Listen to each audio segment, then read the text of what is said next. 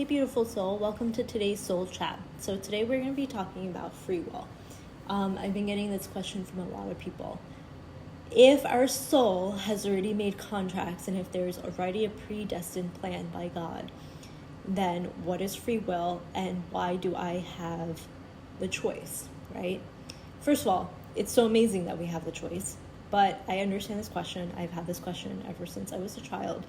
I used to always ask my parents, like, well, if things are just happening based off of, like, a predestined plan, then why do I even have to do anything? Things will just continue to happen, right? But that's not the case. Things are unfolding based off of your free will, based off of your choices that you're making, and that's how it is unfolding for you. And for us, we may not see the bigger picture because we don't see it from God's perspective. We're limited to our human consciousness, whatever consciousness frequency that we're in. We don't see it at God's frequency, right? We don't see it at his level of consciousness. He sees things a lot more broader than what we see.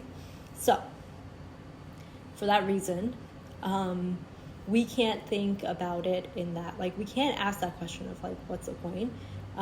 Rather, we ask the question of, well, if we have free will, what does that mean for me? So free will is your choice, pretty much. You have a choice.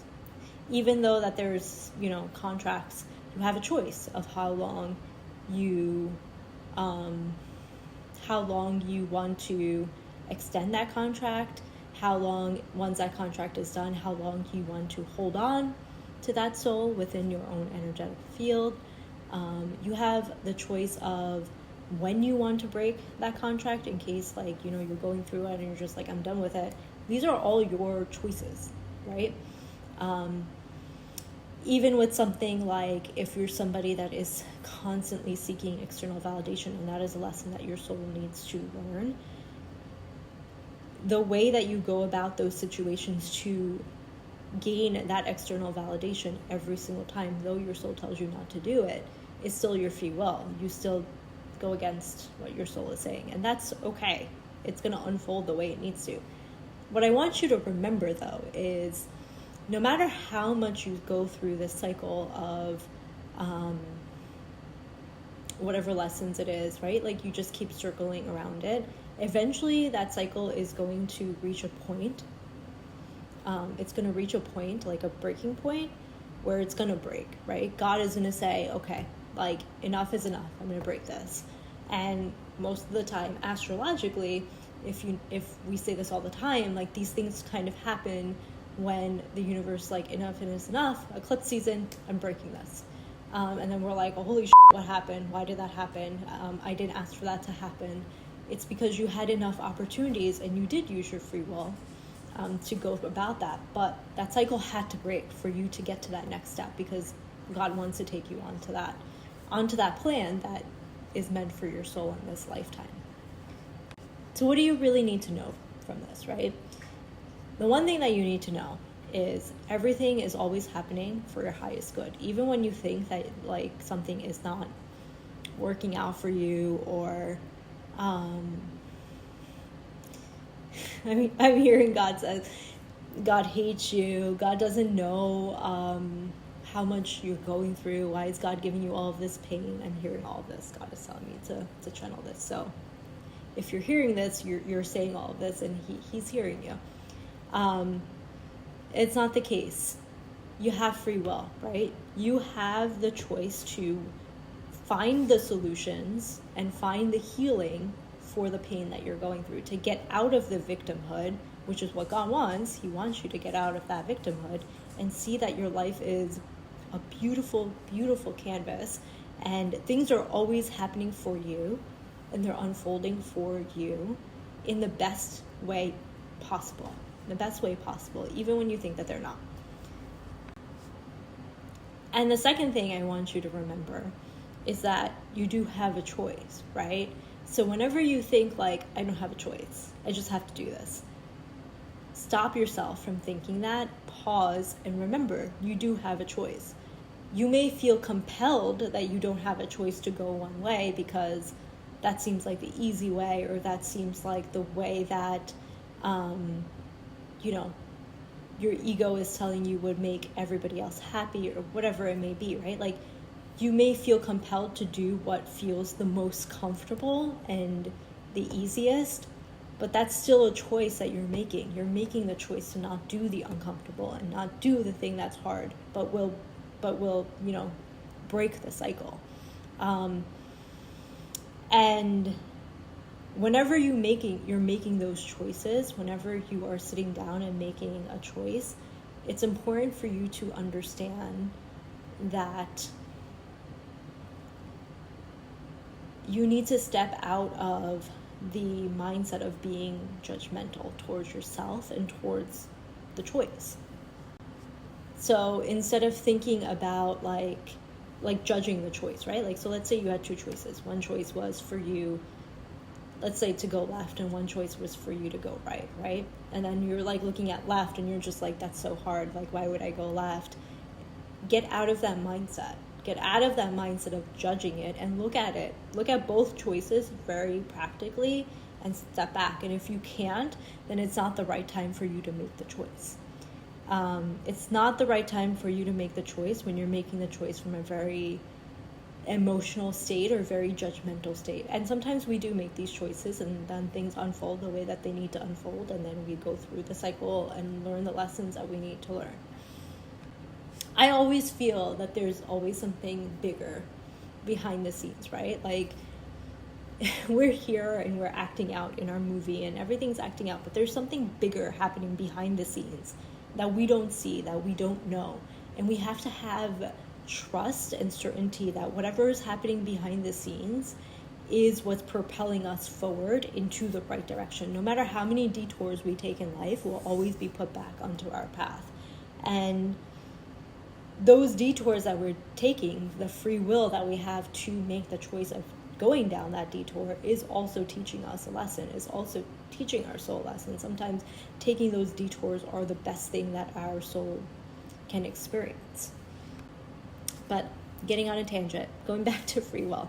So I want you to remember that. I want you to remember that though there is a master plan, though there is God's plan for our life based off of the contracts that we have, based off of the experiences that our soul wanted to go through, based off of the lessons we need to learn, you have a choice. Every single day you have a choice, actually, but in every moment and in every decision, you have your own free will. This also means that nobody can save you. I had to say it because I know many of us that are out there are waiting for somebody, something to save us, but that's actually on you. That's your free will, right? If I'm sitting here and if I'm thinking like I'm fine in my life, but somebody else is judging me and saying like, why are you doing those things? Like, that's really hurting you, and that person wants to save me. They can't, because my choice is my choice. My free will is my free will. They may be tied to me from a soul contract, right? Like parents and kids. Kids do whatever they want to do. It hurts parents. Parents look at them and they're kind of like, why are they doing that? We can't save them. They have to live out their decisions. They have to live out their actions and then also go through the consequences of those actions, because that's how their life is supposed to unfold. No matter how much we want to save them, because it hurts us from inside and it like makes us feel like, oh my God, like I wish I could just like stop them from feeling the pain. You can't, because the pain is the lesson for that person, for if that's your child, your child or your spouse or whoever it may be, right? The only thing that you can do is share your light and share your love with that person. And sharing your light and sharing your love, what that does, it allows them to be closer to the light and love of God, allowing them to see the other side, to see the path, to maybe then make the choice of going down the path of light and love instead of going down the path of darkness. And next week, I'll probably just do a whole separate video about free will and parenting, and how that ties into conscious parenting, specifically conscious motherhood, because I feel like this is a huge, huge, huge thing. that I see all of the time, and I see it within myself too. We want to parent from a place of like constantly like, putting our child in this bubble because we have been through trauma, we have been through pain, we don't want them to live through that. But then we have to understand that they also have free will, they also have soul contracts, they also have experiences and lessons that they have to live through. And how do we as parents parent them knowing that, right? And so I'll talk about that next week, but I want to just end this one out. So in conclusion, you do have choice, you do have free will, even though there is a grand plan. I've said this like 5 times now, and it's important for you to remember that. So remembering that also means to take accountability. I'm really coming down hard on you in this soul chat. So that means that when you take an action, there's a consequence. Own up to it, right? Sometimes that is the lesson that we have to learn. And I feel like in today's society, accountability is such a side thing. Like, people just don't take ownership of their own actions. It's like so easy to like just gaslight or like, kind of like go down a path where it's like we blame other people or whatever it may be. Like, we just don't take accountability for our own actions. If you take an action and if you are making a choice which is based off of your free will, then you have to own it too. You have to own it. And when you own it and you take accountability for it, there's a whole different cycle of events that happens from that. And when you don't own it and you don't take accountability for it, there's also a whole different cycle of events that comes from that, right? Like, everything is cause and effect, right? That's one of the laws that I talked about. You can go back into my soul chats from last year where I talk about the 12 spiritual laws. Like, one of the laws is cause and effect. So everything you do, every action has a reaction. And it is the same equal reaction to the action. That's how it works universally. That's a universal law. So your free will comes with that consequence, and I want you to remember that when you make a choice. It's not like fear mongering. I'm not trying to put fear in you, but it's for you to remember that like you are to take action. But when you're taking that action, are you taking that inspired action from your soul, and are you listening to your soul? And if you can't listen to your soul in that moment, that's okay, but just understand that you did make that choice, right? It's not like anybody forced you, even though you feel like somebody might have forced you, even though it feels like, well, I only did the thing that my husband told me to, or I only did the thing that my son wanted me to do, but I only did the thing that my mom told me to do. But you had the choice of saying yes or no. That was your free will. Whether you took the opportunity to say yes or no is also on you. So remember that no matter how much you feel compelled that you don't have free will, you do have free will every single day, every single moment, every single second. And that free will is so vast that it goes into the sense of also like the energy that you want to be in, the thoughts that you want to have, the way that you want to nurture your body. All of that is your free will. It's your choice. Nobody is forcing you to do anything, even though it may seem like it.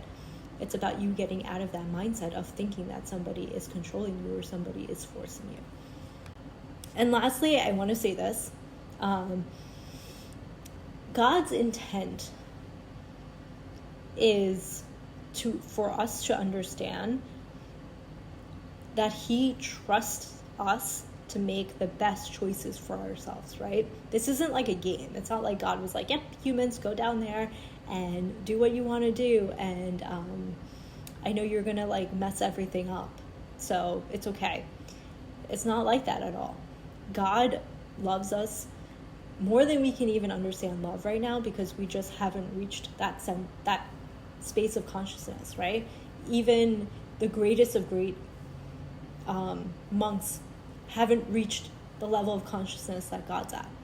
They might have touched it, but they haven't reached the complete sense. And so we can't even fathom the love that God has for us. But just imagine this like unconditional love. Like, you can feel it when you are meditating, and you can feel it in certain moments. Like, your heart will just expand and it'll just feel like it's going to burst. And then you multiply that by 1,000,000, and that's God's love for us. So it's not like He sent us here and He was like, they're going to doom everything and that's fine. He sent us here because he trusts us, and that's why he gave us free will. He trusts that with that free will, we're going to do good with it. And we're going to love each other, and we're going to share our light with each other, and we're going to spread kindness to each other.